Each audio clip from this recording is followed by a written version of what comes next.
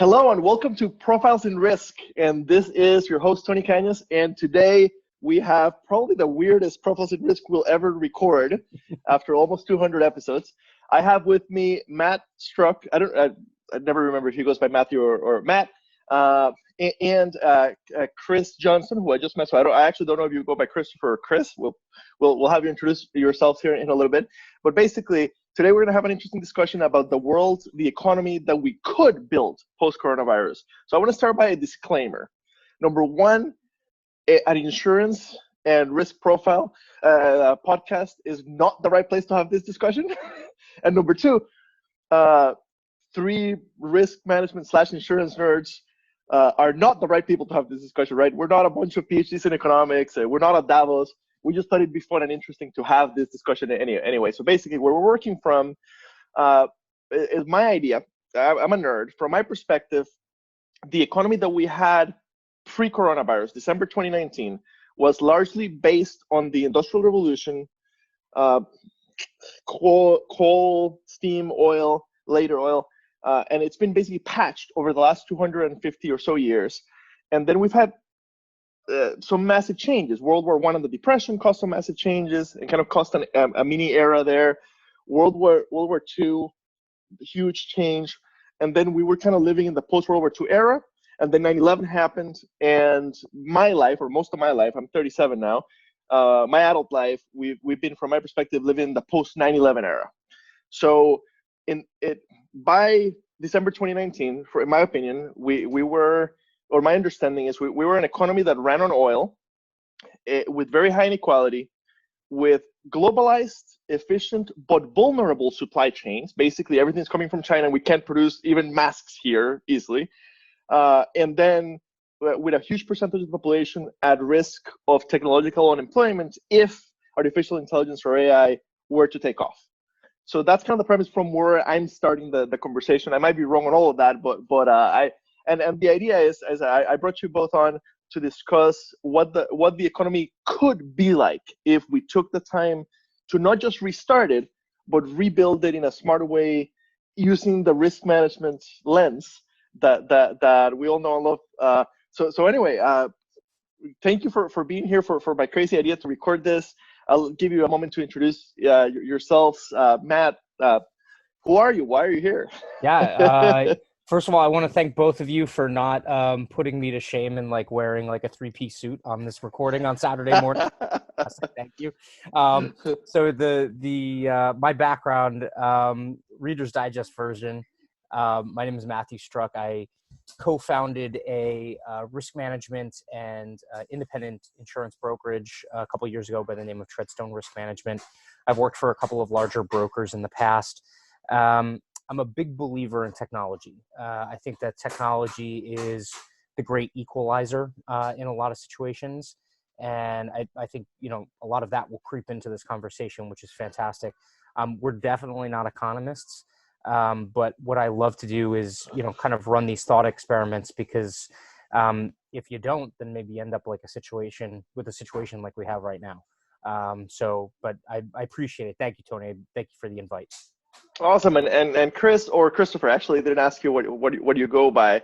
Go ahead and introduce yourself real quick. Okay. Obviously, I'm a risk manager, and I've been doing risk management for just about 30 years now.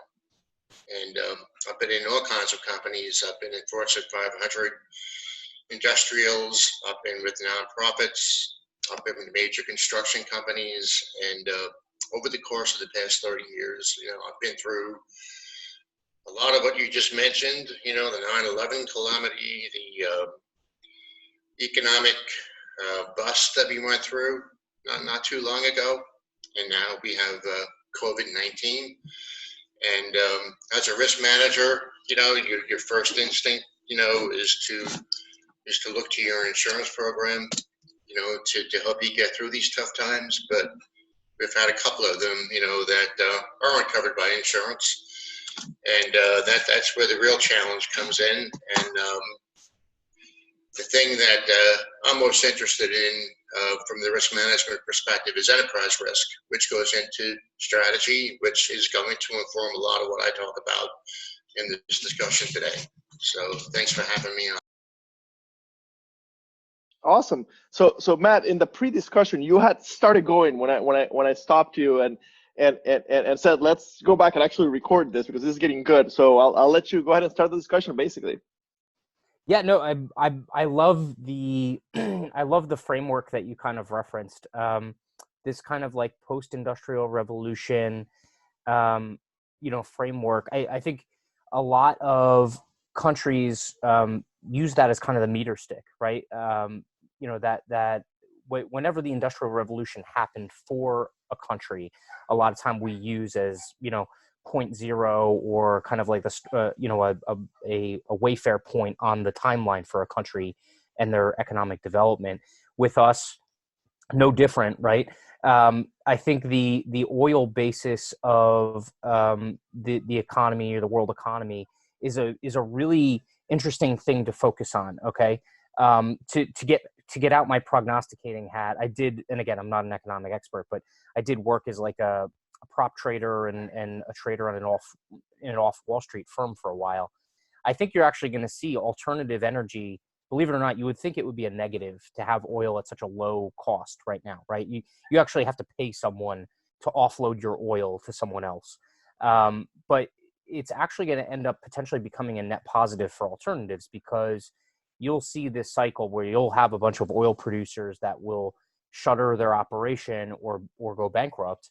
And the supply glut very easily, because of this global supply chain, can turn into a supply shortage. And now, especially if we start to see the economy start to get going again within the next 6 months, you're going to have that increase in demand that could shoot those prices up. So like on the energy side, we could be definitely talking about alternatives. I think there's another aspect to this in terms of, we could be really wide ranging with this conversation. Have fun. I would love to hear your and Chris's thoughts on just basically the supply chain piece of it. Globalization is a good thing from the standpoint of being able to get cheap, low-priced goods throughout the world. But I think what we're noticing is that can't be the only consideration, right? Just getting the goods to the end user at a low price can't be the way we do things in the future. There needs to be some level of redundancy or duplication or separation that's built into it, to use our risk management buzzwords, that's built into the supply chain. So I would love to hear your guys' thoughts on that piece. As we talk about oil, I know very little about oil. I know that ultimately it powers my car, and that just about everything is made out of oil, right? Plastic and all that stuff. And I know that when you burn it, it puts carbon into the atmosphere, right? And I was kind of there, like, by not also mentioning during the intro that part of what I think could be really big is our chance to rebuild the economy using as little oil as possible. On the assumption that the science is actually right and we're killing the planet but with the greenhouse gases, like, we've never had a better chance, right? It's much easier right now when oil is in the negatives than at any point to reinvent the new economy. So I wanted to kind of throw that in the mix. I think that's important. The supply chain piece, it reminds me of a couple of years ago in Atlanta. The airport, the power was off for a whole day, basically, and the cause, we found out later, was that there was a fire in the room that has the generators. And nobody apparently had the idea of, hey, let's put some generators over here and some on the other end of right. They were all together. And I'm like, that's risk management 101, right? That's a perfect, and that ended up in a lawsuit between Delta, who is headquartered in Atlanta, and the city, and the power company, over the millions of dollars lost that day. I don't know how the lawsuit ended, but basically, how did nobody think of the risk management consequences of having all the generators together, right? One single fail point. And that's kind of, from my perspective, what we saw in the supply chain, right? There was a single fail point in China. And why didn't we, even though it's a little more expensive, keep the ability to produce some of our PPE, right? Some of our, right, like things that we require to survive. It's crazy that we kept no slack in the system.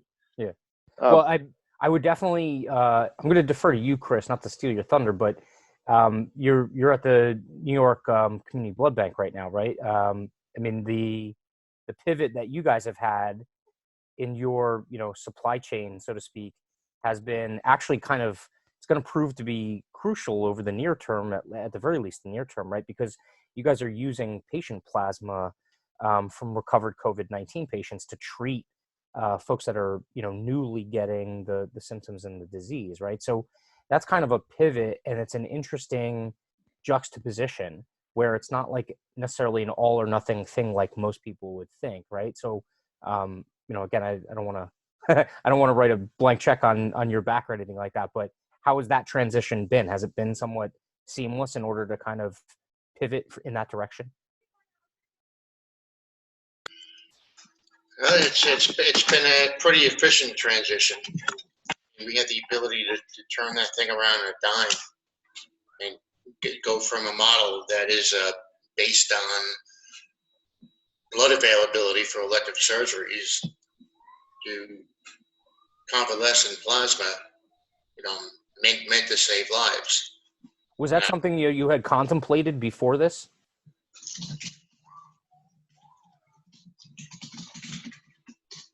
Well, we thought about different ways that we can mitigate an unexpected and unanticipated exposure. Mm-hmm. But global pandemic, wasn't at the top of that list, like most companies. And I don't think 3 months ago, if you told me that we'd be dealing in convalescent plasma instead of our normal blood operations, I would have been kind of shocked. So this has kind of been like you're turning the battleship around in the middle of the ocean. Yeah. Kind of a scenario, and it's kind of a day by day situation, a day by day scenario. It's new. It's necessary. Mm. But as far as planning for it, that's a lesson that all companies are learning right now. Yeah, we're not the only ones that have had to transition our business model, obviously. Just about everybody. Yeah, to your point, Tony, I think a lot of this has been reactive, right? It's been it's been kind of we'll see what hits us tomorrow, and then we'll pivot based off of what happens tomorrow, which is really again, it speaks to that kind of lack of risk management planning ahead of time. I mean, you're in the epicenter of the restart, right? You're right there in the middle of Georgia right now. So so geographically, for the listeners or the viewers, the three of us have interesting locations. They're both in the New York, New Jersey epicenter of not only in the U.S. but now in the world. And I'm here in Atlanta, Georgia, where our genius of a governor reopened our economy yesterday, or at least parts of our economy. I'm actually really lucky in that I barely live in Georgia. What I mean by that is I haven't left my apartment for 6 weeks. I mean, we have no kids, no pets. We get groceries delivered. We've both worked from home from before this started. In my world, the big change is I can't travel, which I used to do a lot of. That's and the funny thing is half the reason we moved back to Atlanta was to be close to the airport. Right? 15 minutes to the airport. So from my perspective, like I barely notice in my daily life what's going on outside my door. It has been very interesting to see. Like I am part of some like Facebook groups and stuff about Atlanta, and like it's been interesting to see the local business owners. And Atlanta is a liberal city within a red state, kind of like Austin, Texas. So the local business owners in Atlanta, many choosing not to open. and go and publicly saying that, like yeah, I need to money wise, but I can't put my employees at risk. I can't put my clients, my customers at risk. It's just not the time, right? And just widespread mockery of the of Governor Kemp. Like my favorite, like there's so many memes of I just found out that we lost the Civil War, right? Yeah, it. But I can't comment like somebody like I don't even have friends and family here. Like my family lives in Costa Rica, my girlfriend's in Ohio, so it's really funny. We've kept up more with what happens in Ohio, and my clients for my day job are in the Northeast, so I kept up a lot more with kind of New York, New Jersey, Massachusetts, North, tri-state, Connecticut area, and with Ohio than with Georgia. However, Costa Rica, where I'm from, and I happen to come from a family of doctors. My mom is a lung specialist, so she's on the front lines of this fight. And all of my cousins are doctors. My sister's currently in med school. I'm the only one. I'm the black sheep of the family, right? The one that didn't go into medicine. And I grew up in a world where Costa Rica was a mess, and the U.S. was the leader in how to do things. And that's why I spent 19 years of my life trying to get here, and I ended up moving here. I've been here now for half my life almost. Well, weirdly enough, Costa Rica has managed this really, really, really well. They only have 4 deaths, and they managed to flatten the curve, and like it's been quite incredible how well they've managed it. And part of it is they don't have the federalized leadership we have here, right? They have a very central government. It's not a very good government. They do have a very good health system and universal coverage. So basically what we're seeing in this crisis is a bad but centralized government with a good health system can perform better than a better designed federal government with maybe too many checks and balances, right? It's been interesting. It's been very, very weird to see things down there work a lot better than here. I'm not used to that. Yeah. No, I think, that is interesting. It's, you've seen governments that in the past have been kind of like the whipping boy on the international scale of, whether it has to do with corruption or it has to do with, kind of just the way that they end up doing business within the country was looked upon negatively. You've seen them be able to kind of hold it together a little bit more. I don't know. Chris and I kind of slant a little bit more to the libertarian side of the argument. So we might argue that that's just because the citizenry is used to a little bit more maybe complacency. I don't know. Whereas in America, we're told to shelter in place, and 3-4 weeks in, we got people on the front lawn of the municipal buildings basically saying we can't do this anymore.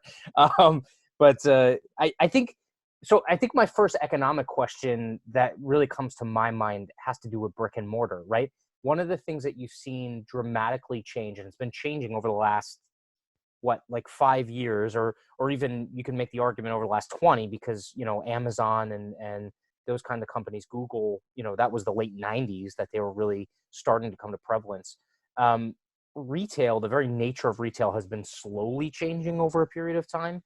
This has just kind of like exponentially skyrocketed it. And I really think that like brick and mortar retail is, I don't know if I would necessarily call it in danger, but I think it's really ripe for whatever evolution was coming. This kind of lit a fire under it. Do you guys kind of see it the same way? I think retail. Let's contrast retail versus airlines.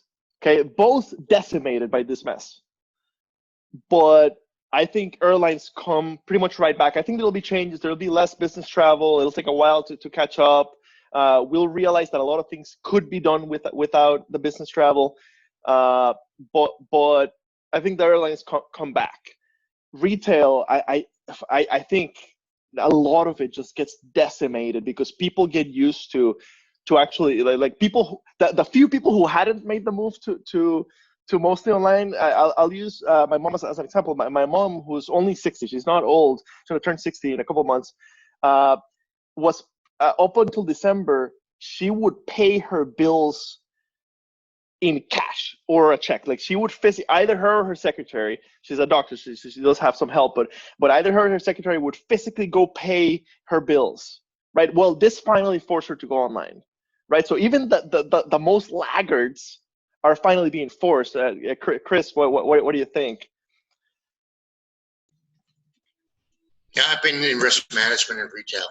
You guys remember the Woolworth Corporation, FW Woolworth stores?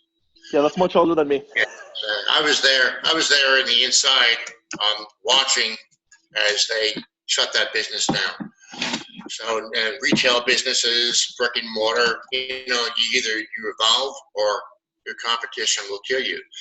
And now we've got this transition going on from really, primarily brick and mortar to internet-based shopping.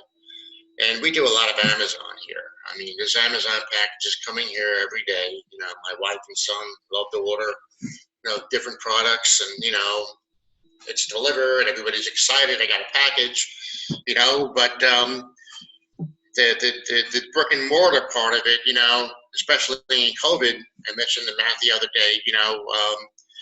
You can order from Dick's.com, the sporting goods retailer. You can make an online order, and you can drive to their store, pull your car up in front of the location, and they'll come running out. You pop your trunk, they drop the product in, they close your trunk, you drive off. People still need brick and mortar. When you talk about retail, I think you're probably drawing a distinction between like a shopping mall kind of a thing where you go buy items that are good to have, fun to have, versus, your grocery stores, like your Walmart Super Grocery or your Target Grocery where, you've obviously, you've got to go brick and mortar to buy food.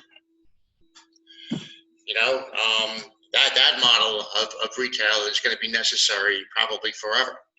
I don't think we got the infrastructure to go to 100%, virtual for groceries, but we do have that capacity for sporting goods, toys, electronics. Companies that kind of prioritize electronic transactions. Deliveries and things like that, and de-emphasize the brick and mortar part are the ones that are going to survive, this pandemic. So that's why, when I see companies like Dick's, do what they do, they've always had a good online presence. They've always had a good online logistics infrastructure. Companies that have that are going to survive, but companies that rely primarily on foot traffic, the luxury items, hard goods, they're going to have a hard time coming back from this, because I think Amazon eventually is going to have a monopoly if they don't already do. You're going to see them broken up to many pieces, but most of our retail activity is going to take place from the confines of our own homes. Well, so you raised a good point. Like, I'm sorry to cut you off, Tony, but No, go ahead. one of the first things that comes to my mind from the supply chain risk management piece, from what Chris, you're talking about, is inventory, and the fact that like shopping malls have been getting hit for a long time, right? A lot of them are going through bankruptcy and restructuring, and it's because of that. Like you said, it's more of like pleasure goods or not necessarily essential items, right? And the pivot there has been, some of those retailers are trying to go more experiential, right? Like VR, or they don't keep a ton of stock on site. It's just you go to like the Apple store and they have a little bit of stock, but most of the stuff they're going to order and drop ship for you. I think drop ship is an interesting piece of this conversation, because the more we get to this kind of like direct to consumer, delivered to your front door aspect of commerce, there's also a risk that creeps in. Right? During a pandemic like this, what saves you is when there is a run on toilet paper, a lot of times there's still some toilet paper in the back room, right? Under a dropship economy, it's, you're only able to get goods if they can get to your front door. And so if plane flights are stopped, if ships are stopped, now you have an issue. I agree with you. from a national security standpoint, look, we've already been dealing, I mean, we can go cross issue here. We've already been dealing with food deserts and stuff like that for like 20, 30 years in this country, maybe even more, right? And that's just during when times are good. You know, when times are bad, you know, the price gouging, I don't know if you guys have been paying attention to, like a lot of the governors specifically wanted to know about instances of price gouging so that they can squash that pretty quickly. There was a couple of accounts in New Jersey of, you know, a gallon of milk costing $12, right? And that really has to do with that kind of supply demand dynamic, you know. But if what worries me is if we go to like this purely drop ship economy or retail economy, you're going to have a problem like that where it might not be pandemic, but you know, the next Fukushima or something like that now causes a gigantic disruption in maybe even essential goods. The mention of Fukushima, I think that's the key thing. We're okay at kind of reinventing a little bit so that the exact thing that happened, right? 9/11 happens, we got much better our airport security, right? Whether the actual like TSA works or not, we haven't had another attack, you know. But we're really bad at being properly, how do I put this? Let me put it this way. I wish that I could get Nassim Taleb on the show, right? The Black Swan, and we're really bad at building general resiliency, at using good risk management or proper risk management to build resiliency to whatever the Black Swan might be that hits us next, right? We don't know if we're going into a world where you know we'll have a major pandemic like this once every 10 years or whatever. But what we do know is black swans will happen. Why are we so bad, right? Why do we insist as soon as the fear wears off? Why do we insist on going back to how efficient can we make this, even if it can be horribly disrupted? Because there's no fail-safes, there's no backups to the system, right? Everything's being produced there, or we got to get back to that next episode of Tiger King. That's what we've got to do, Tony. By the way, I believe that you said you were going to come dressed as. I haven't seen a single episode, but that'll be the next episode. I'll have to do that. What do we do? And okay, so I have two libertarians with me. I'm a pinko communist bastard, baby. Basically, I'm not, but I'm very, very liberal from the U.S. perspective. Very like Western European style social democracies, heavy. Interestingly, I was a libertarian in Costa Rica. But anyway, so what do we do with the labor? So right now. Right, the problem is blue collar labor. Right now, the blue collar workers can't go to work right now for weeks or months at a time. As a society, how do we handle that? How do we build a society that can handle that? And again, we're not economists. We're just kind of spitballing here. But how do we apply risk management principles to doing that? How do we ensure that? Chris, did you have to furlough people or have them sit home, or did you have like a bunch of phlebotomists that were still kind of coming in every single day? No, there are furloughs going on, and there have been layoffs, but it's an unfortunate reality of the situation that we're in. I mean, you talk about, you know, what do we do about workers? What do we do about blue collar workers? And things like that. I mean, it depends on the business that you're in and what your business needs are. If you're in a business like ours, and your main product is delivering blood to hospitals, and that product, you know, dries up by necessity because they cancel the elective surgeries, you've got to pivot to something else. And doesn't mean that you pivot to something else that you replace that revenue automatically. I mean, you still have a drop in revenue, you still have a drop in resources, and you've got to focus on the sustainability of the company. So that's kind of what we're up against. But when I look at the larger economy, you know, I think blue collar workers probably have it the best, depending on the occupation that you're in. I have a brother who's a New York City Transit conductor, and he's been fully employed for this whole thing. I have another brother, NYPD, police officer. I mean, he's fully employed. My sister's a nurse, fully employed. I mean, frontline service economies. You've got people still employed in manufacturing. I know that Ford and GM and Toyota had pivoted to ventilators in addition to automobiles. We're still buying products. I mean, we still need manufacturing. We still need milk. You've got farmers that are still working. We still need eggs, bread, all types of food items, beverages. Those folks are still making it, and yeah, they're doing pretty well, all things considered. But then you have that part of the economy that is kind of customer facing. I mean, you've got a lot of household plumbers who serve households who can't do their job right now. Electricians, same boat.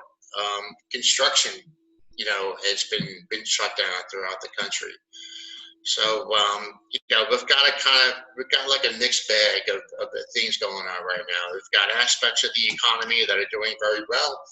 We've got other aspects of the economy that have had to pivot that aren't doing as well, but are kind of developing the ability to sustain their business until this thing goes away. You've got other aspects of the economy that are shut down completely, as I mentioned. I have friends who have owned restaurants in New York City. They've been in business for over 10 years, and they're gone. They're never going to come back from this. Everything that they've worked for, everything that they've built has disappeared. And through absolutely no fault of their own. Yeah, so we talk about the economy and the resiliency, right? Let's pivot to insurance for 1 second here. The biggest single issue that's impacting everybody is the lack of business interruption insurance for our pandemic. You can't write it, right? I mean, you can write business interruption for a hurricane because you've got models, where they're likely to occur. They're going to be contained to a specific geographical area, and you can kind of predict with reasonable actuarial, mathematical accuracy what it's going to cost. So you can put a price on that. But this global pandemic, I mean, it's impacting the entire world. How do you put a price on insurance for that? I don't think you can. I don't think you can buy it. So if you want to transition, post-COVID to an economy that is resilient, you've got to start with, what can we do about this business interruption conundrum? How do we give people the security that even if this happens again, that they'll have something to turn to keep their businesses afloat, something to turn to keep their payrolls going without all this patchwork that's going on? We have this PPP program. We've already had 2 iterations of it, but in like 3 weeks, we had a $2 trillion stimulus package passed. All the money in the Paycheck Protection PPP program is gone. They had to fund it again with $350 million. I mean, where's this money going to come from? So we have to think going forward, what kind of a mechanism we're going to have in place to kind of create a global, if you will, business interruption program that is going to keep money flowing to people, to businesses, if this happens again. If we had that kind of a program in place, we had that foresight, which I'm sure we have the hindsight now. We can do something with it. We can develop this kind of a program. The governments can guarantee it. We can set money aside for this. It'll make the next pandemic less painful, and I think it'll give people the sense of security to get back to doing things. We don't have that, so as long as we don't have that, I think we're always going to have the risk of this happening again, and having it have the same impact on our economy that it is having now. I mean, I think you raise a good point, Chris. I think you raise a good point. You said, put the money aside, right? we've become a very debt spending heavy economy, right? We the way we deal with this pandemic risk is the way, at least from a financial standpoint, we've dealt with everything that came before it, right? And so I think that's also something that could and should definitely be fixed. Like everyone, regardless of where you sit on the political spectrum, I think everyone identifies that there is a financial health issue in the United States, okay? And this might even be global. But the fact that most folks can't withstand this pandemic because they don't have any kind of savings or backstop, I mean, that speaks volumes. And we could get into a debate on whether it's, go ahead. In the richest country in the world, it's downright shameless, right? That the average American can't come up with $400 for an emergency. And it's all behavior, though. It's all behavior driven. So, for instance, to wax philosophical about, like, days of yore, anyone who's seen like the Bailey savings and loan, okay, savings and loans got killed in the 80s because they got into some of the same trouble that a lot of other banks end up getting in trouble for. They just didn't get bailed out the same way. But savings and loans were a perfect example of how banking was done a little bit more responsibly, over the last century. So what's funny is we're talking about like what the economy could look like in the future. And I'm kind of like, hearkening back to, the way things were 50, 60 years ago. But savings and loans, they were required to keep a certain amount of capital on their books. Okay? Get in the game. Yeah, like you had to have the what was funny was I used to work as a bank branch manager, and everyone always assumes that the safe in the back is this gigantic safe like Fort Knox that has tons of cash and gold bullion and traveler's checks and things like that. It's not. It's a little like floor safe, okay, that has stacks of money in it, but it's nowhere close to the capital base of the bank. And even more importantly, it's nowhere close to what that overall risk profile is of even just that branch. Now magnify it times, how many branches and how much business they do. Saying that I'm on the libertarian side of the spectrum, what's funny is you'll probably never hear this out of too many libertarians, but I'm not anti-labor. I think labor has, organized labor. I think organized labor has a place in this discussion, okay? Part of the reason why Chris mentions, police officers and nurses and things like that, in a lot of cases, they have unions that are, representing them. And, there's a balance. Like I keep parroting this. The world needs Republicans. It needs Democrats, right? It needs organized labor and it needs non-organized labor. It needs take whatever kind of diametrically opposed. Labor and capital. We need both. Yes. Mm-hmm. You need those, two sides of the yin and the yang in order to kind of reach some kind of blend in the middle. I think organized labor has a place in this. A lot of collective bargaining contracts may require some level of business interruption and, key, paycheck protection in the future. And they wouldn't be wrong in asking for that. Or they might also create a capital base to backstop some of this. The balance, right? You talked when you talk about balance, I think of a pendulum kind of thing. From my perspective, as a liberal, what's happened from Reagan, which I'm too young to remember personally, right? I know Reagan and his policies from what I've read, to today. The pendulum has swung to capital. Capital has gotten all the power, all the gains, at the same time while labor unions declined, right? So I don't know if we're at the top of the pendulum right now, but what I do know is that the average millennial, and that's kind of the research on millennials within insurance where I come from.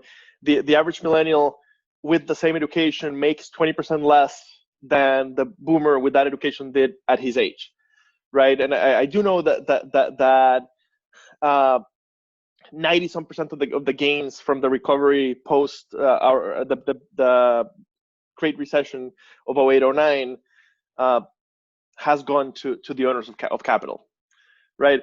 So of course, right? On one hand, I agree with conservatives and with libertarians on people need to to behave responsibly in their personal lives, right? I'm a Dave Ramsey fan on that. I think that you need to manage your own finances, live with it within your means. But I do, tell me if I'm wrong, that our country, our economy is designed in such a way that makes it very hard. Yeah, go get the education, but here's $100,000 in student loans, right? And then no guarantee that you'll actually get a job that even gives you health insurance, right? We're very lucky in insurance, but outside of insurance, and not only that, the economy is built to encourage you to do the wrong thing, right? And like in college campuses, the banks are there giving out credit cards with a free T-shirt, not teaching you how to save and invest, right? We don't teach personal finances in high school or college. We don't teach the basics of insurance in high school or college, so nobody gets it, right? I'm a big believer that most people that yes, I made it, you made it, and I don't actually know like what background you grew up in, but yes, some people make it, the whole like take your up by the bootstraps thing that conservatives love. Yes, some people do, but the great majority of people kind of they just go with the flow of the environment they're in. And when we're talking macro level, the society is built, the bulk of society is built out of that, out of the average, right, out of the median person. And we've built a society that is built to profit from people's stupidity and ignorance and bad decisions, rather than to help us lift all boats. Am I wrong? I would love to hear Chris's take on this. In fact, let me kind of like advance that conversation and say, I don't know if you were, I don't think you were a Yang guy, but I thought Andrew Yang actually had some Love him. of some somewhat cognizant thinking here, which by the way, with the way things are playing out, this idea of like a universal basic income or like a freedom dividend kind of lessens somewhat the impact of the present environment, right? But I would love to hear Chris's take on this, because I'm extremely intrigued. I'm not sold. I'm extremely intrigued, especially with all of the other things that we discussed right at the onset. Was AI and jobs that are at risk of becoming outmoded in not just like an incremental fashion, but like in a wide sweeping fashion.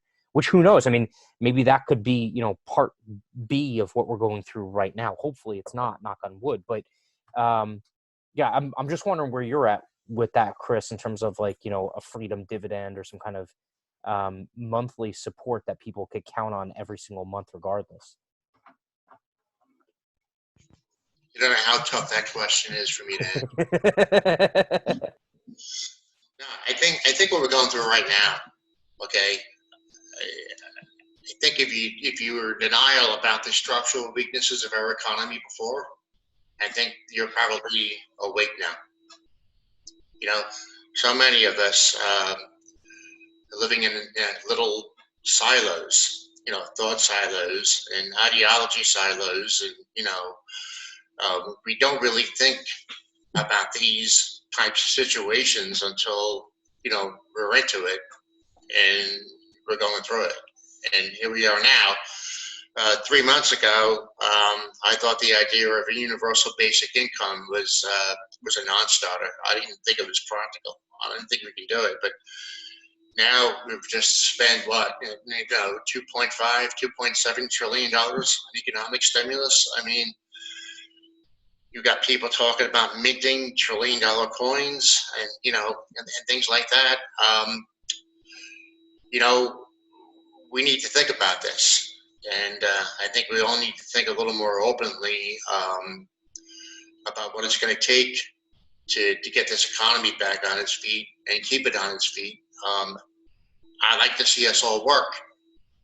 I like to see us all have the opportunity to earn a living. I mean, my heart goes out to people that are losing their jobs, and they're now relying on unemployment and federal supplements, $600 extra a week on top of that. I mean, that's not going to last forever. We're going to have to get back to work. And I think that, we're going to have to inject a little more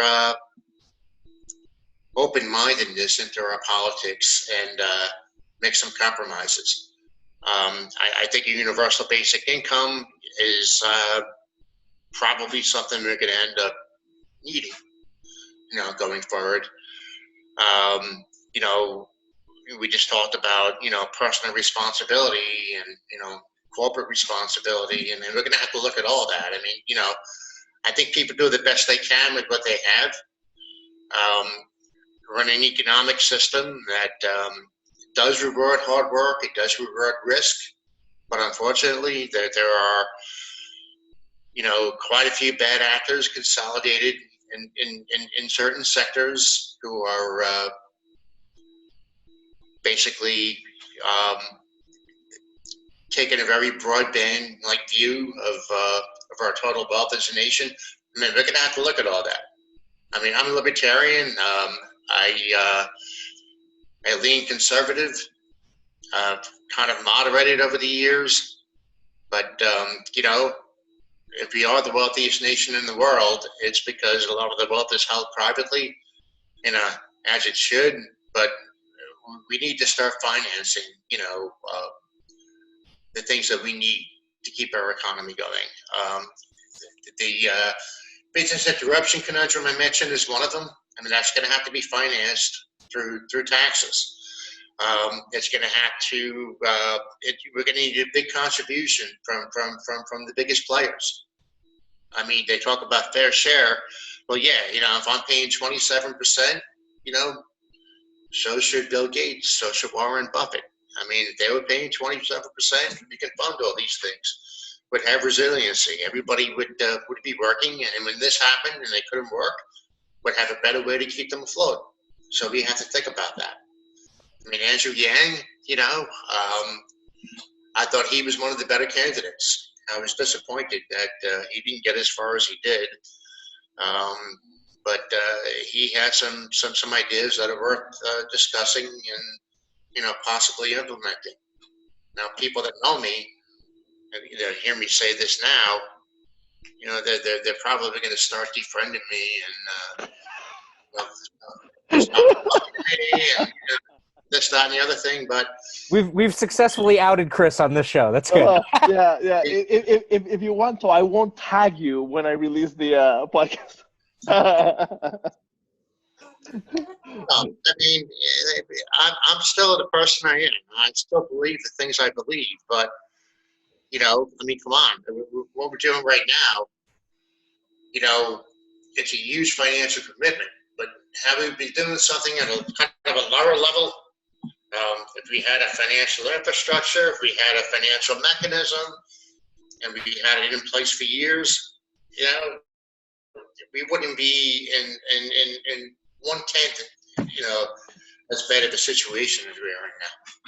So I love that was great, Chris. Thank you. I love what I love about Yang is he expanded the overtone window about universal basic income. Before, it was something that nerds and communists talked about, like Silicon Valley nerds and communists or socialists. And now, like, it's part of the discussion, right? It's part of the acceptable discussion.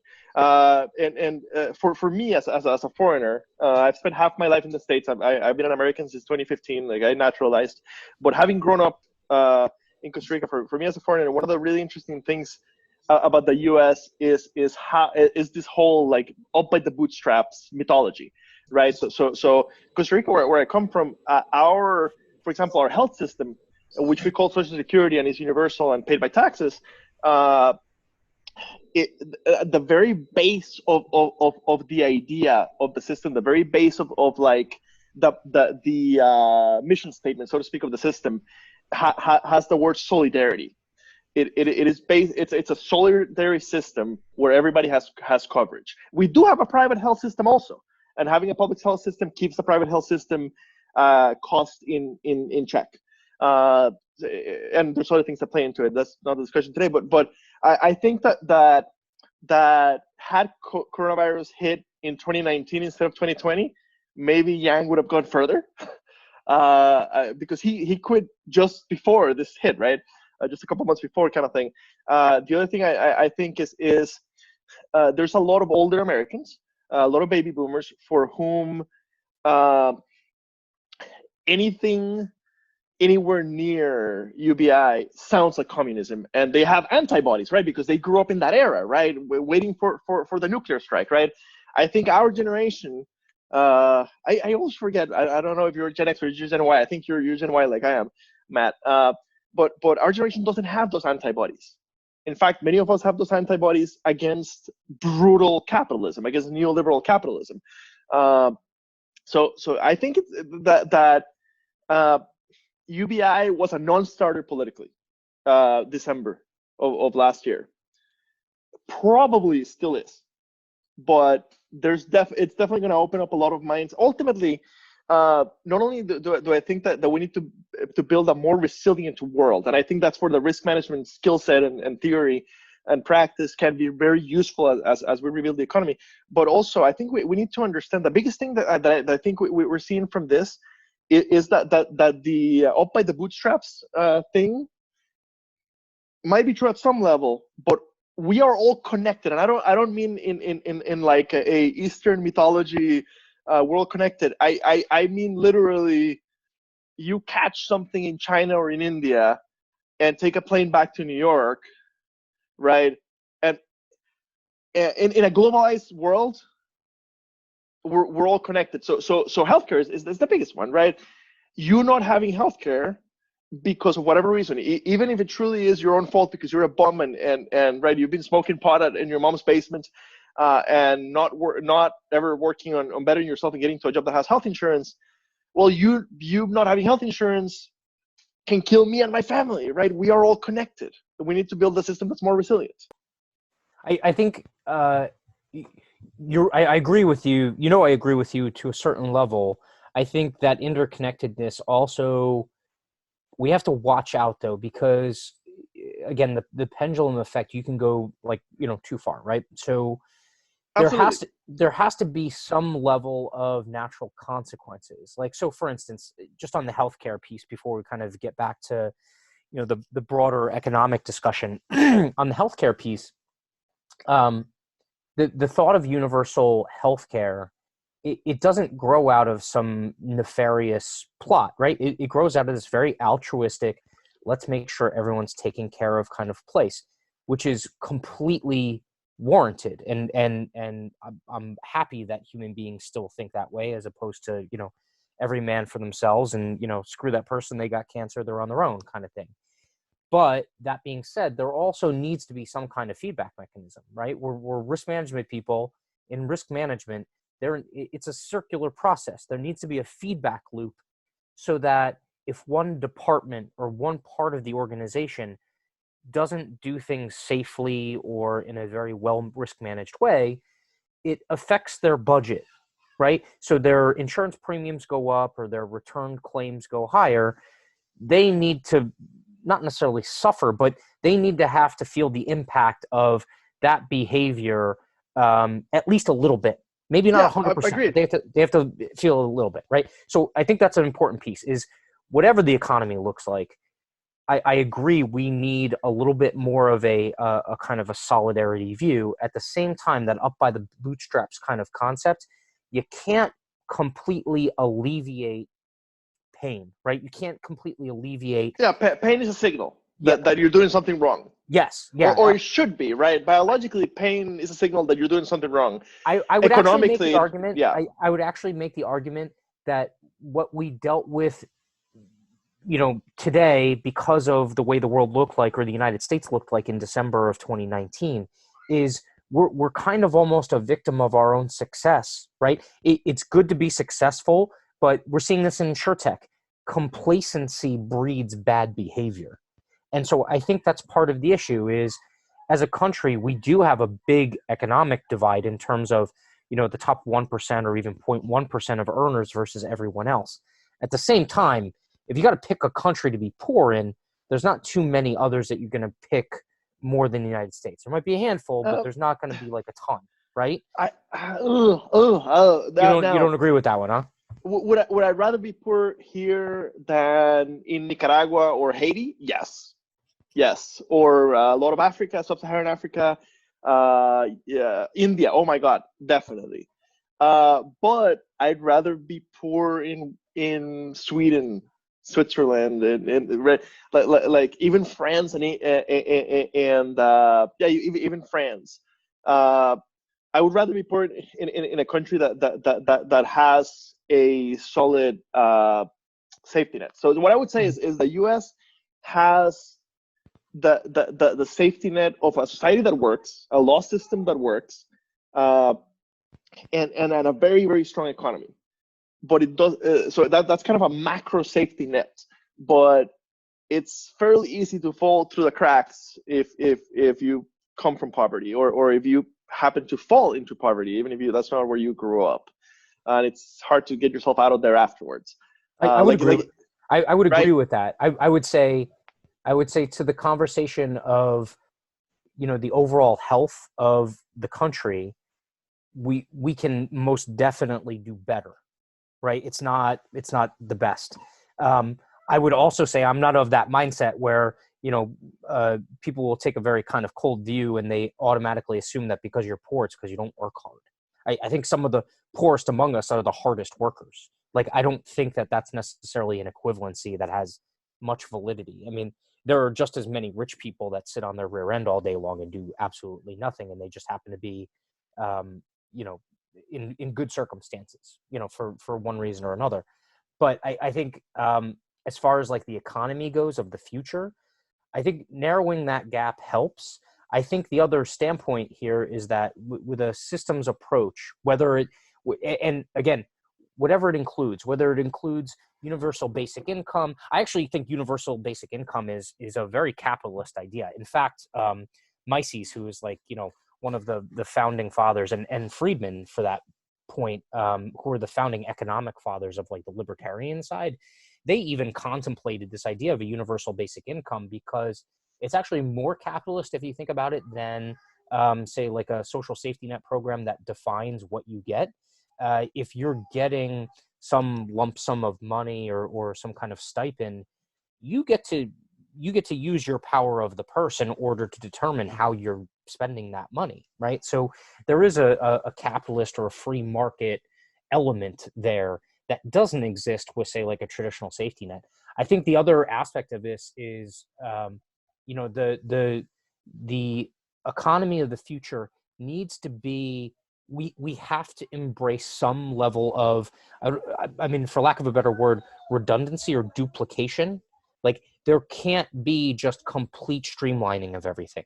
There has to be some redundancy built in. I agree, and us coming from the insurance and risk management world, like right, we've been trained to think of that, to think, and I think ERM, and I'm not an ERM expert, but ERM pushes a little bit in that direction. But I think that there is a complete disconnect. And by the way, I'm amazed that an hour in we haven't mentioned the word publicly traded, or the two words publicly traded. I think that in the era of shareholder capitalism that we've been in for the last, let's say, 30, 40 years, companies can't afford, right? If you're managing for the shareholders this quarter, you can't afford redundancy. You can't afford lack of efficiency, so that's a problem, right? The very system of publicly traded companies today is encouraging you to do the short term. Let's say that let's give you the benefit of the doubt and say the thing that increases profits today, when in reality it's the thing that increases share price today, not even profits, right? At the expense of the communities you serve, your employees, even the long-term health of the company. Well, when the entire economy or the great part of the economy works with those same incentives, the whole system is at risk, where there's a lack of resiliency. So I think that major changes have to happen when it comes to the way that we handle publicly traded companies, and it can't be a quarter by quarter thing. You have to value somehow the resiliency. Otherwise, we have things like we have right now, or like we had in 08, 09. We could do a whole episode on the stock market because by far, yeah. My viewpoints here. I mean, just to kind of summarize them, I think a lot of companies become publicly traded as an exit point, not as an entry, right? Originally, the stock market was envisioned as this ability to tap huge amounts of capital to create this flashpoint where you had a great idea, it began to grow and kind of gain momentum, and then to scale it and the idea being to scale it to the benefit of the country and the world, technically, was to tap a huge amount of capital in order to be able to do that in a very quick order. The problem with that is if you go too far in that direction, you get, the dot-com bubble, right? If you go too far in that direction, you get the subprime crisis. So curbs on the stock market, I think, definitely need to be, at least curbs. I mean, I got to tell you, my intent as a business owner is never to become publicly traded. Even if tomorrow and again, my tune could change, but even tomorrow, if all of a sudden Treadstone blew up and now I'm like, I need to hire, 1,000 people overnight, and I don't want to like go out and, carve up my company to one individual investor to kind of get that money, or I just can't get that amount of capital. I still don't think I'm going to the stock market, because who you're beholden to completely changes, right? And to your point, your decision process completely changes when you become publicly traded. There's no premium that's put on your stock price for having a good risk management program, right? There's right, like, yeah. And Chris will tell you this too. Like, there's no one shakes your hand and says, congratulations, nothing fell apart today. Right? Yep. I totally, absolutely get that, and I think what we need to realize, the stock market is not what it was 80 years ago, right? Or 50 years ago, right? And now 50% of it is owned by the top 1%. It's traded, right? My girlfriend's grandpa used to drive from the Butt Crack of Ohio to like the bigger city an hour and a half away to trade stocks, right? And made a little side money that way. That's not the market today. The market today is electronically traded, right, almost without human right, in microseconds. Like you have micro crashes that were caused by nothing but the algorithms following each other. It's a different universe, right? And is it really fulfilling what it's supposed to be fulfilling, which is moving capital to where it's going to be the most beneficial overall for society, right? The most utilitarian. And again, that's a huge topic. However, I am curious, with you two libertarians, what do you guys think about stock buybacks, which were illegal until the 80s? Do you want to run with this one, Chris, or do you want me to shoot myself in the foot? I'm just curious, because I can't see a positive to them. So overall, what do you think of stock buybacks? I don't like stock buybacks, and I'm not a fan. I would have to say I agree to a certain extent. I think stock buybacks, the concept of it was initially intended to help in downtimes, right? What's funny is you see the exact opposite now. So somehow I knew that you would be nerdy enough to actually know why they were invented. I did not know that. Okay, so please educate me. Think about this dynamic. So the economy hits recession, right? Stocks are dropping. People are doing more selling than they're doing buying. You need something to create a floor, okay? So the original concept of stock buybacks, the first companies that did it and it got authorized, they're doing it because the price is low. They have faith in the company and its ability to execute and its existence over a long period of time. And the idea is that they want to purchase their share prices back at a lower cost to support the value of the stock so that it doesn't go to zero. And at the same time, now what's interesting is back then when they started, you also had a lot more of these profit sharing plans where the employees participated in the overall profit of the company. And so it was the era of stakeholder capitalism, basically. It was a little bit closer to that. Yes. Yeah. I Yeah. mean, it wasn't pure stakeholder capitalism, but it was, there was more of a link between stock buybacks and actually benefiting the individual or some of the individual employees within the organization. Nowadays, stock buybacks, what's funny is, and this is ubiquitous on Wall Street, I don't see too many companies that do this. And it's mostly because of PR. They don't do stock buybacks and jack up the stock buyback when the price is low. They do it when the price is high in order to juice it. So if you want to talk about bubbles and things like that, stock buybacks actually create bigger bubbles now. They have the opposite of effect of what they were supposed to do in the past. How do you fix that? I don't know. Do you just completely outlaw it, or what? I don't know what the answer is. I didn't really understand this until recently. And recently I've been really following Robert Reich, former labor secretary. And maybe I'm wrong, but my understanding that I've gained from listening to him and being nerdy afterwards is that, so executives today, like high-level executives, like CEOs at publicly traded companies, are largely paid by their stock. Okay, fair enough. That's supposed to connect a company performance with their own income. That makes sense, right? I'm an MBA. I get that. I think most people with even a bachelor's in business or who have worked in business for a while get that. What I didn't get is that during good times, the executive has an incentive to buy their own stock when it's expensive, to boost their own value, their own net worth, at the expense of everything else.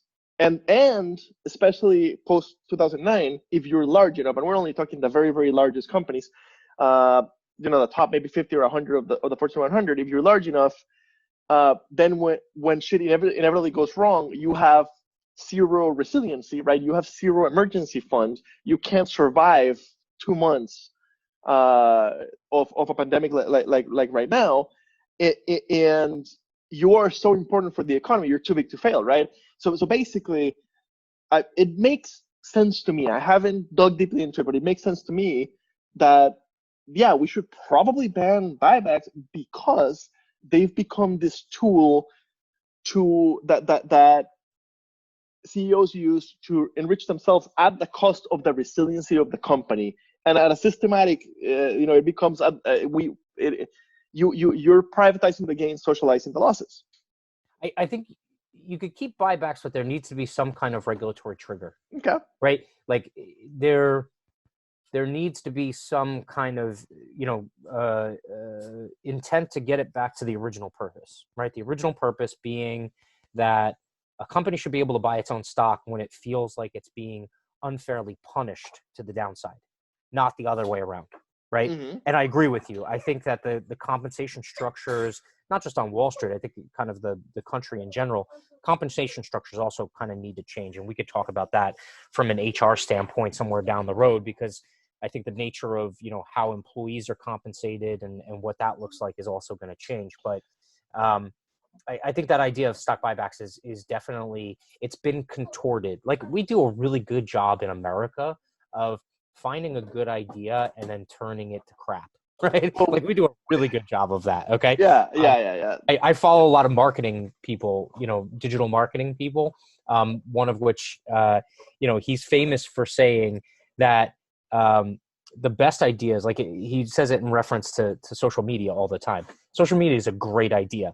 The problem is with most great ideas and with most new ideas, marketers end up getting their hands on it and they ruin it, right? So Facebook was great until there was advertising involved, right? Same thing with all the other platforms. I think that's the same thing to be said about a lot of the different mechanisms that we have in the economy. I mean, and buybacks are one piece of a system like you were talking about, where it's this, on-demand delivery. It's just keep enough cash around for the next pay period. It's the, don't worry, go ahead, spend as much as you have in your pocket, or even take on some debt because things are going to get better in the future. There's nothing wrong with being, I mean, we're just shortly removed from the World War II generation, the Depression era generation, that had the exact opposite view.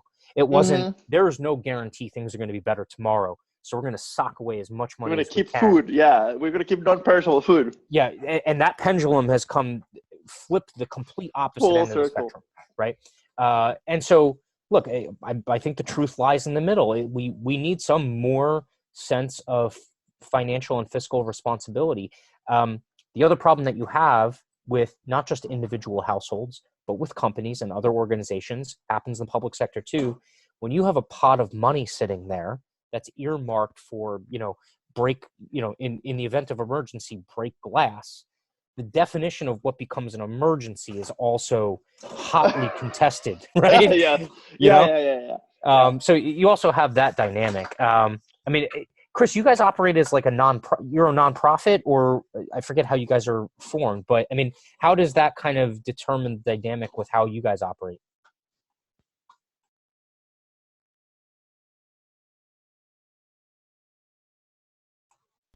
Rephrase the question. Yeah. Okay. Can I have it in the form of a sentence? In terms of how NYBC is kind of formed, right? It's a nonprofit organization. You're a nonprofit, right? So in terms of kind of like overall governance, how do you see that in terms of, the current economy? Do you think that, you guys are formed in such a way that it kind of eliminates conflicts of interest versus, say, the, for-profit, maybe, blood tech companies that are out there, or something that might be indirectly comparable? It's a nonprofit by necessity, for what it does. I mean, it's never meant to be set up as a for-profit company. So it's managed, as a nonprofit corporation. And has that been, do you think that kind of eliminates conflicts of interest? Or, I mean, like, so for instance, the backstory with a lot of nonprofits in, say, like conservative circles, right?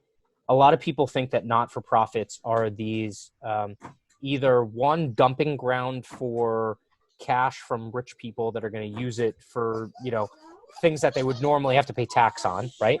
And then the other aspect of it is that a lot of people are pessimistic of nonprofits, thinking that they're either corrupt or that, it benefits the top couple of people within the organization. They walk away with big salaries, and what's done isn't really maximized for the benefit of the beneficiary. I know that neither of those is ubiquitously true, right? But I mean, where does the truth lie on that? It depends on the business model of the nonprofit. I mean, you've got nonprofits out there that rely on donations, they rely on grants. That's how they raise their money. That's how they fund their operations. And then you have nonprofits like Pride Industries. I was a part of that company in California. Totally entrepreneurial, set up as a company, set up as a business. They provide the same services as any business. The difference is they employ people who have disabilities, and they create jobs for people with disabilities. And their nonprofit status, it means that, instead of paying taxes, they can invest that money, back into operations. And it's the same thing. You're a nonprofit, like New York Blood Center is kind of the same scenario. I mean, they're self-sustaining. They don't rely on donations or grants necessarily. They manufacture a product. They provide a product to the general public. They provide a product to society that's a life-saving product. So as a nonprofit, they don't pay taxes. Surplus, income is reinvested to sustain the mission of the organization to save lives. So, you don't have the conflicts of interest that you had if it was set up as a business, as a publicly traded company, because their mission is clear. Their nonprofit status protects them from taxation. But all surplus income, all operating revenue after expenses, it goes right back into the mission. I have we're out of time, but I have one last topic that we barely touched. and that's sustainability. And what I mean in this case sustainability, what I mean is carbon basically. So I'm not inquiring, and we don't have time to discuss it anyway. I'm not inquiring whether you believe that climate change is a real thing and carbon actually has an effect on it. This is the only country in the world where I have to like make that disclaimer, which is interesting. But assuming that the science or assuming that we do live in a world that's being affected already by climate change, and that reducing carbon output would be good to either whether it is to save the planet or it would just be good if we could do it. How could we what do you imagine we could rebuild the economy like in order to be more sustainable when it comes to carbon?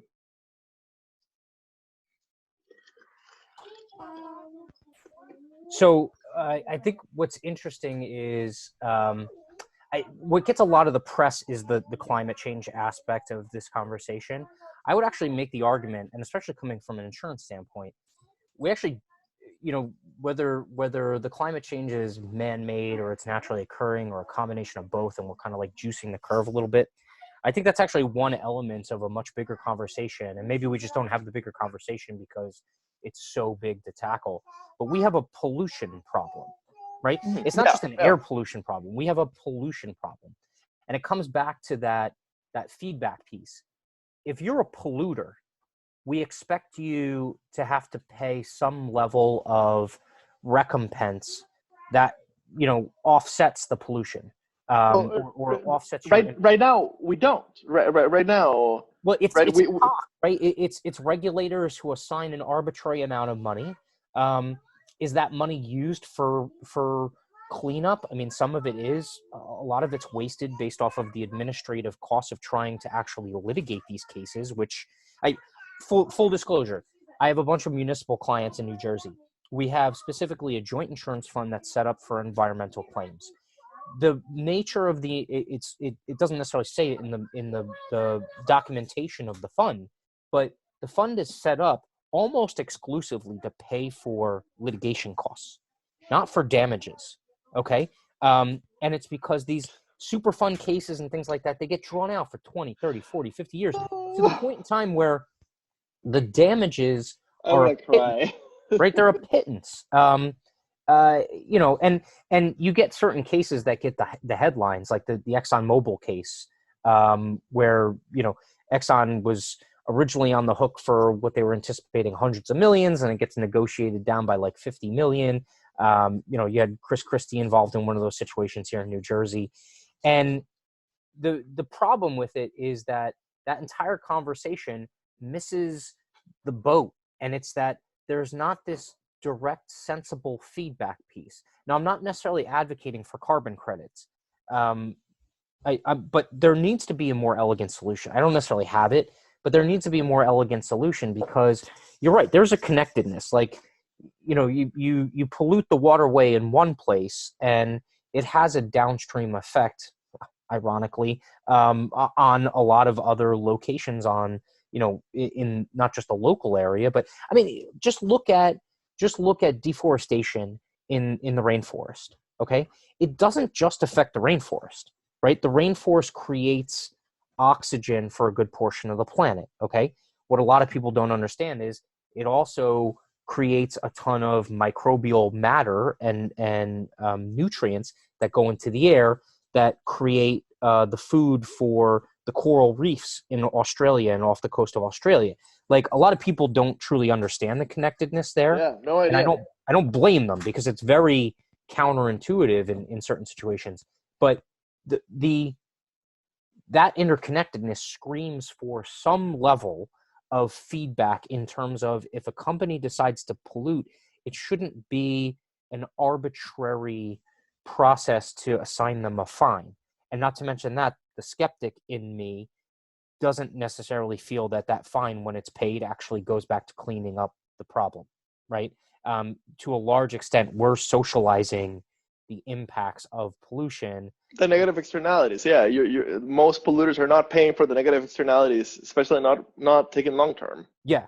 But now we have to be careful, because then I think criticism of the EPA in some cases is warranted, because again, that the EPA in certain cases is completely in the right, and I think they're going in the correct direction. And then there's some political pressure to do something, and then in a lot of cases you end up also with these kind of smaller situations or these nuanced situations where I think they're probably overstepping the reach of what's intended there. But and that's not to say that we do away with the EPA, but I'm just saying that you have to kind of take everything as it comes. But New York has some of the strictest laws on pollution and things like that, right, Chris? I mean, how have you experienced and kind of navigated those waters? They just kind of walk the surplus blood that's gone bad just right into the Hudson, right? What's funny is not to cut Chris off. I know he asked the question, and now I'm taking the air out of the room. But I came up in my background is biomedical engineering. I went to Tulane down in New Orleans, and we would do cell research, and a lot of that cell research had to do with blood components. So for instance, one of the pieces of doing a cell culture, not to bore everyone who's listening to this though, is plasma. So you would actually use blood plasma. In our case, it was derived from cattle, but you could even use human plasma as kind of the food for cells.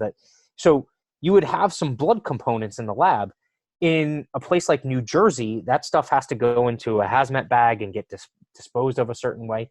In New Orleans, you could just pour it down the drain, like human blood components, and the amount that you could pour is like also was poorly defined at the time. I think they've since made it more accurate. But so I digress. So I might have cut your legs out from under you, Chris. But in terms of the environmental aspect of things, like in New York and from your angle, I mean, how do you see that playing out?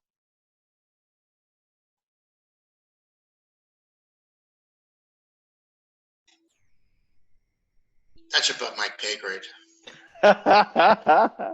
I think that is a. Yeah, but the environmental aspects are always evolving, and believe me, we are regulated to the hilt.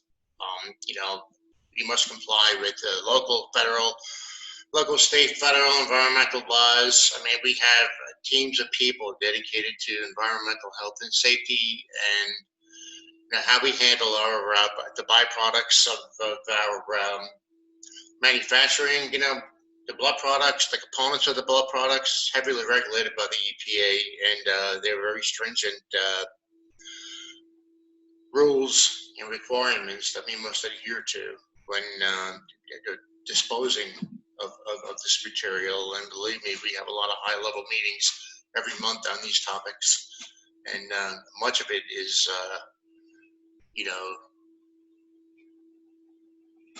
meant for public consumption, if you will. I get the sense that you're measuring your words. So let's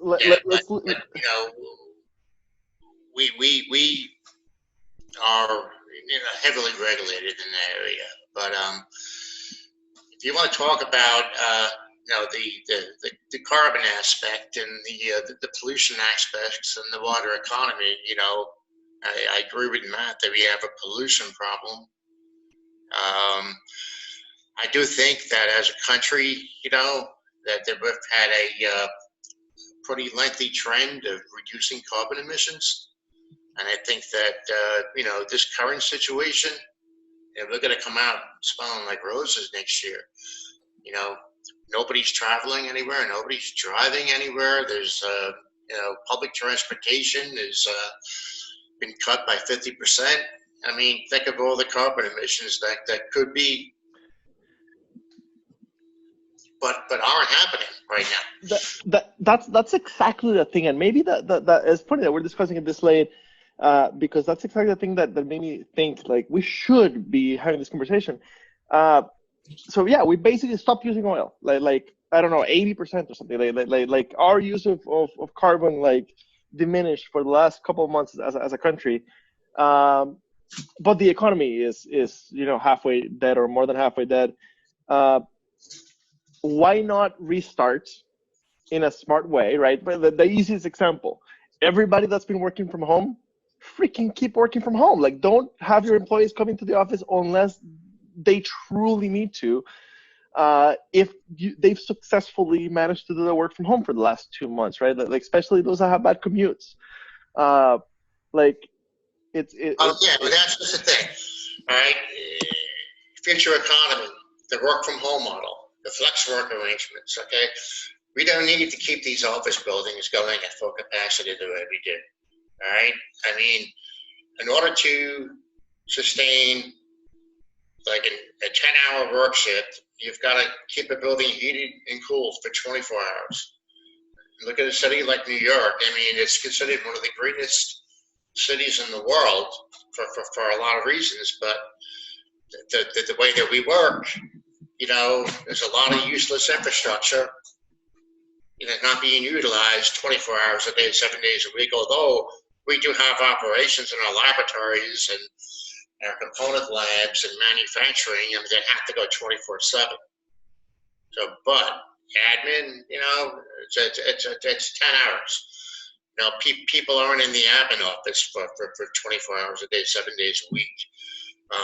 Matt, you maintain an office in Morristown. When was the last time you were there? So it's funny you mentioned that. So when myself and my partner created the agency, our first thought was we wanted to be lean and adaptive, right? So we don't use a ton of brick and mortar. In fact, our corporate headquarters, so to speak, is technically my partner's home office. I'm completely mobile. I can do my job from pretty much anywhere. And I maintain a co-working space, which I think is an interesting conversation here. And I know we're kind of running along on time, but that idea of like on-demand office space, obviously a laboratory that requires a ton of kind of like setup and build out. And, you might have to run that 24 hours a day because you don't want product to go bad or anything like that, isn't necessarily, up for this. But administrative office, definitely. I think we were trending in that direction. I think WeWork ran into a problem where they tried to go too quick. And we could have a conversation about, the largesse of the former CEO of that company, but they did have the right idea, right? Like the nature of workspace in general is becoming less defined in terms of, cubicles and this big office building that basically sits vacant for 3/4 of the day once everyone kind of packs up and goes home. So I think we'll be able to more efficiently use space and resources from that aspect of things. And I agree with you, Tony. The one thing I'll temper expectations here is that that's a big structural change, right? That's a big structural change. We didn't get into it. I love talking about education too. And one of my first thoughts is that a lot of people are going to come to the understanding that we will probably still need teachers, but our kids might not necessarily have to go into a school 5 days a week. The problem with that is because of the structure of the economy, that means mom and dad, or at least one of them, is going to have to be able to work from home in order for a child to be home, right? They can't just be home by themselves. So, I mean, all of those changes are going to be big changes. My concern is, like you stated before, I hope we don't suffer the same mistakes of the past, where we have an opportunity to not just put a Band-Aid on this thing, or an opportunity to say, okay, what happens when the next pandemic comes around? Our thought process needs to be in terms of when the next major disruption comes. Black swan, whatever it happens to be. Yeah, what are the processes that we need in place in order to be able to respond to it, and at the very least mitigate the damage, right? And I would say we've done a piss poor job of it right now, but you know what? We learn from our mistakes, hopefully. So, I know that, the three of us on this call will try and sound the trumpet and try and make people think a different way. And whether we're successful or not, I'm hoping we are. And hopefully someone who listens to this gets inspired. I'll be waiting for my invite to Davos. Yeah. From this podcast. Mr. Kanyas, your carriage. So I can't close better than that. That was a great close. Chris, if you want to say anything to close on your side, you're more than welcome to. I've got right. That was a mic drop moment. Well closed, Matt.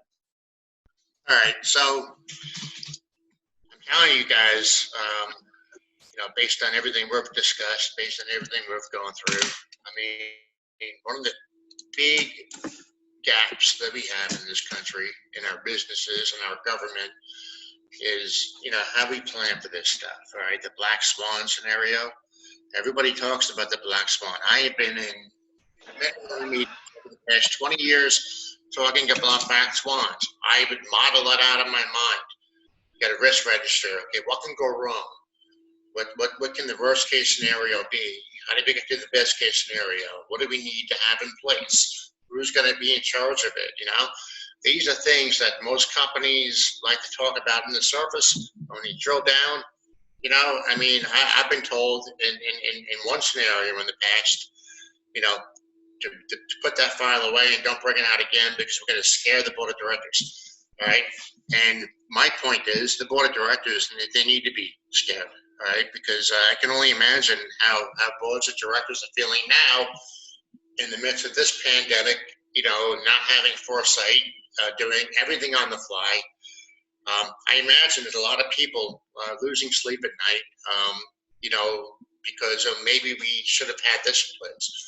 We should have had that in place. And I can only imagine the field day that lawyers are going to have with, D&O claims, things like that. I think that's going to be, the next big wave for insurance companies. I mean, besides the hardening of the property market, which we're all going to be going through, management liability is going to become a very key component. And I think companies need to start paying attention to enterprise risk, strategic risk management. Not everything is insurable. You don't have insurance for everything. So what you don't have insurance for, you better think about it, all right? Because that black swan that happened on 9/11, most of that damage was limited to New York, D.C. It didn't shut down every business in the country. It didn't require the whole world to stay home. So we have a terrorism risk insurance program that if that ever happened again, we have coverage. We can deal with that. Now we need to have a pandemic risk insurance program, but we also need companies to get their acts together, start anticipating these worst case scenarios, pick the ones that are most likely to impact you, and have a plan in place so that if you got to roll out,